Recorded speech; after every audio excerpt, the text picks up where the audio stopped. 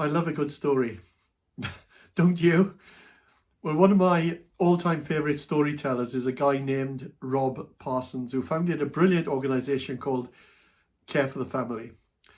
Rob tells the story of a man named John Blandford, who visited a library in New York just before the outbreak of the Second World War. John was flicking through the pages of a book and discovered some pencil notes in what looked like woman's handwriting, although I'm not sure how he could tell. Intrigued by the comments in the margins, he turned to the flyleaf and came across the woman's address and name. Her name was Hollis Maynell. John was intrigued by what she'd written and decided to write to her. She wrote back. Then he was called to the war in Europe.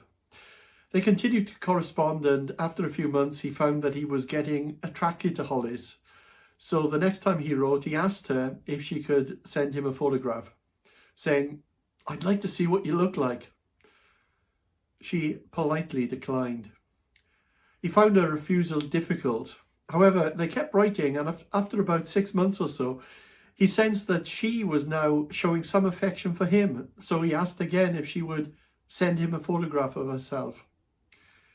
Again, she declined, saying, "If you care for me, it shouldn't matter what I look like." Well, several months passed, and John wrote to Hollis saying that he would be returning home at Christmas time and asked her, "Will you meet me?" She agreed, and a time and a place was set. 6 p.m, Christmas Eve, Grand Central Station, New York. He wrote back asking her how he would recognize her. She responded by saying, "I will wear a red rose in my right lapel. How shall I recognize you?" He said, "I will be in uniform, and I will hold the book you wrote notes in high above my head." He'd obviously not taken it back to the library before he was sent to Europe. Imagine, here is John, who had fallen in love with Hollis, a lady that he'd never seen. From here, let John take up the story. This is what he writes. "Finally, the day came. I walked into Grand Central Station. There were hundreds of people milling around. I am searching for this woman who has captured my heart. And I suddenly look out to the crowd and see a young woman. She has long, fair hair, and she's dressed in green. It seems as if springtime was bursting out of her. I was captivated, so captivated I omitted to notice that she was not wearing a rose. She smiled at me, she jiggled her hips, and as she walked by, she said, 'Going my way, Solia.' I was about to follow her, but suddenly, out of the corner of my eye, I saw the woman wearing the rose. She was older, much older than I thought she would be. She had a knitted hat to keep out the cold and a long brown overcoat that made its way down to her sensible flat brown shoes. She wore little round glasses and carried a silver-tipped cane. I desperately wanted to go after the young woman in green, but then I thought, no, this lady has sustained me through the long months of the war. This won't be romance, but it might be something deeper. I did not hesitate. I walked up to the woman with the rose and said, 'My name's John Blandford. You must be Hollis Maynell. Could I take you out for dinner?' The elderly lady half smiled, half frowned. 'Young man,' she said, 'I have no idea what all this is about, but the young woman in green who just went by begged me to wear this rose. And she said that if you were to invite me to dinner, she'd be waiting for you in the big restaurant across the road.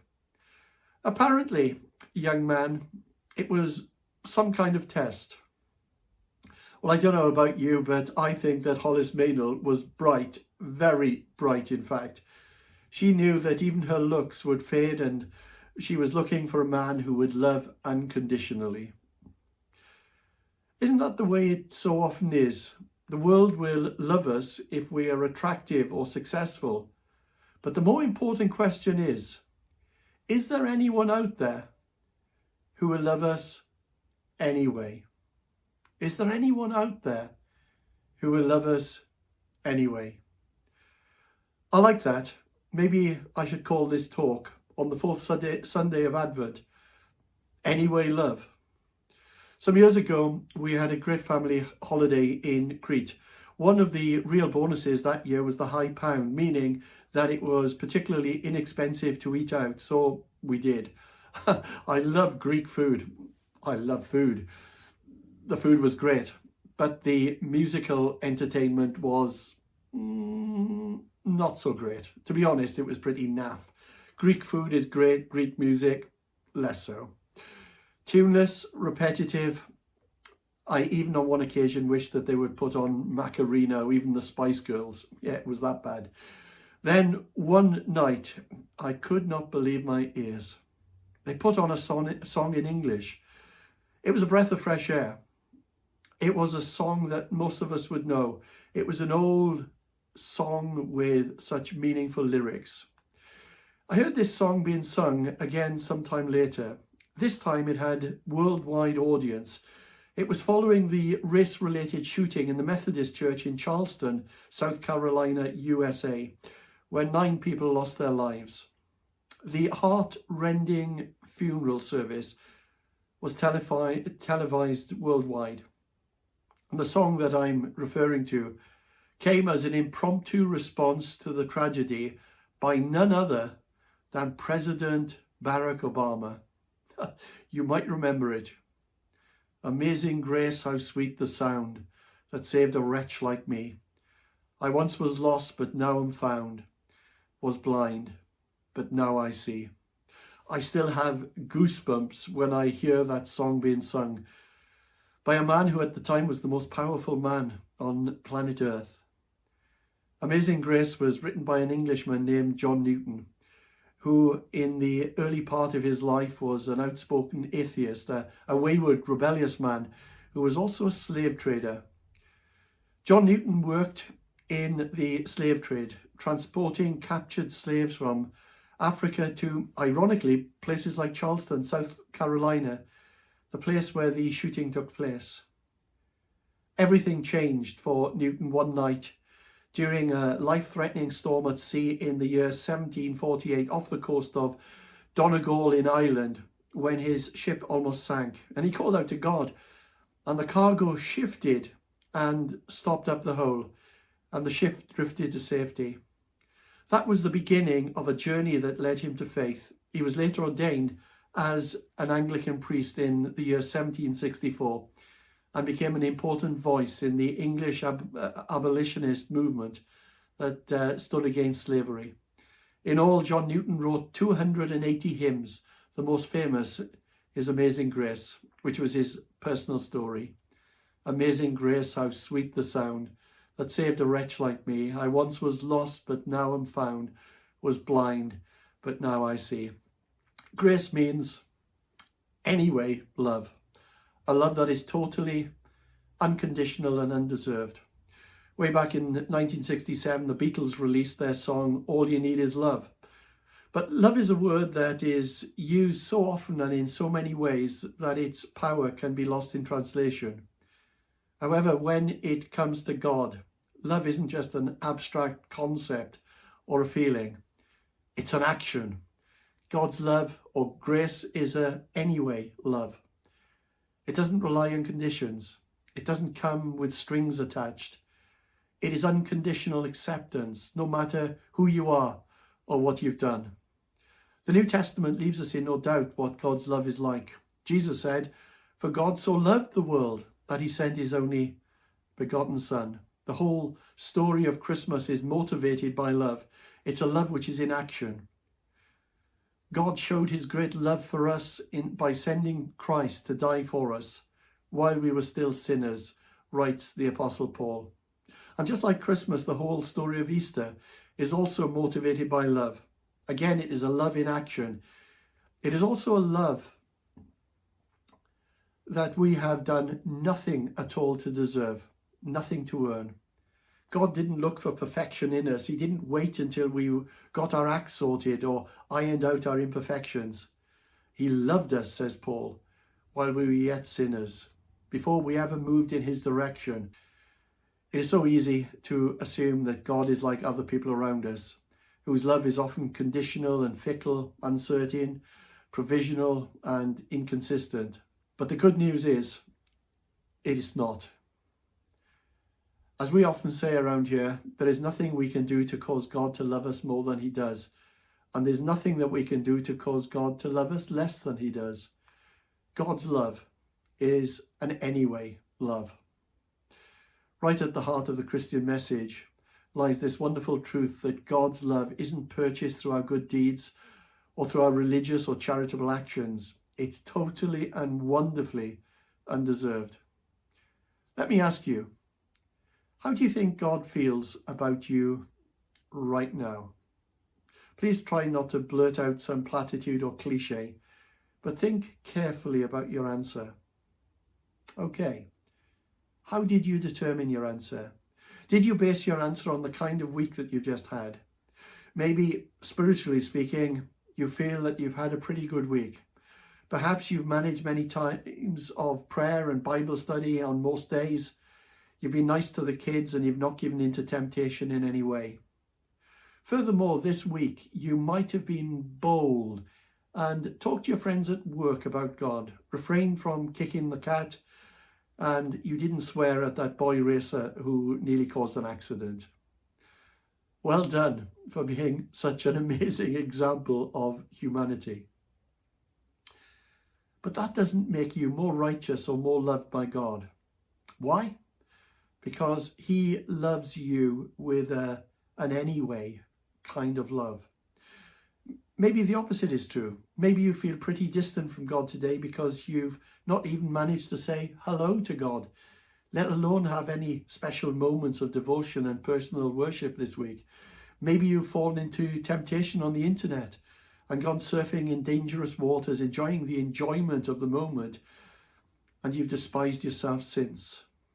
Perhaps you're feeling downcast today because you treated your loved ones with contempt.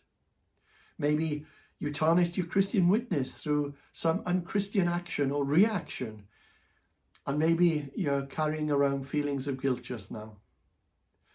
I'm sure that most of us have fallen foul to that kind of thinking from time to time. Have I done enough good things to win God's love? Have I done too many not so good things to lose God's love? But are we right in thinking this way? Well, I don't believe that we are. God's anyway love is a love that means there is nothing I can do to make God love me more, and nothing I can do to make God love me less. And when you think of it, it makes perfect sense. Let's reason this out together. Firstly, God's love is perfect. No Christian believer is going to disagree with that. Therefore, if his love is perfect, it cannot be improved upon or enhanced or upgraded. The reason he loves us perfectly is because he is not merely a God who loves. He is love. He is the epitome of love. He defines love. He sets the standard of what love is. So if we do something good, if we read our Bibles every day for the next year, pray for 3 hours a day before we go to work, give away 50% of our wealth to serve his purposes, and introduce 20 people to Jesus before the end of the month, he cannot love us any more than he does right now. Well, why is that? Because his love for us is already perfect. Perfect is perfect. It is absolute. And to propose that God would love us more would suggest that his love wasn't perfect in the first place. I'm not finished yet. If he were to love us less because we have done something to upset him, not read our Bibles for 10 days, or prayed for 3 weeks, or worse, then God would be fickle and changeable. His love would be conditional, not unconditional. It would be merited, not unmerited. Anyway, love is the clear message of the Bible. It's amazing grace. It is the gospel, which means good news. And this is such good news. It's incredible news. It's awesome news. It's life-changing news. God's anyway love. No conditions, no strings attached. Just wow. I know this is difficult for people who have always thought of God as a stern head teacher in the sky or policeman looking for someone to arrest. And to those who have belonged to a church where there is an emphasis on God accepting them by what they do or what they don't do. I was speaking to someone recently who as a child belonged to a church just like that, who taught this kind of message, and she was left thinking that whenever anything went wrong in her life, that it was God getting his own back and punishing her for not being good enough. This is one of the things that many people struggle over when it comes to Christianity. People are brought up to believe that there ain't no thing as a free lunch. Well, that may be true in the world, but it's not true with God. Ask some people what their favourite Bible verse is. They will say, God helps those who help themselves. Well, I have two slight problems over that. That isn't found in the Bible. And secondly, that is the opposite of what is found in the Bible. The Bible teaches that God helps those who cannot help themselves, which is all of us. The Bible tells us that we are dead in our trespasses and sins, that we have no ability to do anything to please God or to get our slates wiped clean. And that is why, at that first Christmas, God's own Son came into this world, born of a virgin in an obscure Middle East backwater called Bethlehem, lived for about 33 years doing good, healing others, delivering the spiritually oppressed, teaching about God's kingdom, raising the dead, and eventually dying for our sin, rising again on the third day. If we could help ourselves, then why was Jesus, the apple of his Father's eye, sent to fulfill his Father's mission? The Bible knows nothing of a do-it-yourself and get the glory kind of religion. God's anyway love might be free, it might have no strings attached, but let me tell you, it is also costly. Free to us. There's nothing that we could ever do to earn God's favour, but costly in the sense that it cost the Lord Jesus Christ his life. There's a proper response to anyway love, and that is worship. That doesn't merely mean that what we do on a Sunday morning in a church building, but it has as much to do about a Monday morning or a Tuesday morning or a Wednesday morning or any other time throughout the week. Worship is far more than singing or praying, but it's a whole life response to God's grace. It means that when we truly understand how God loves us so intensely, so passionately, so undeservedly, then we will respond by loving him back. With all that we have, his love will motivate us to live extraordinary lives. God's anyway love demands a response. Can I ask you today, what is your response? The concluding verse of the carol, In the Bleak Midwinter, asks, What can I give him, poor as I am? If I were a shepherd, I will bring a lamb. If I were a wise man, I would do my part.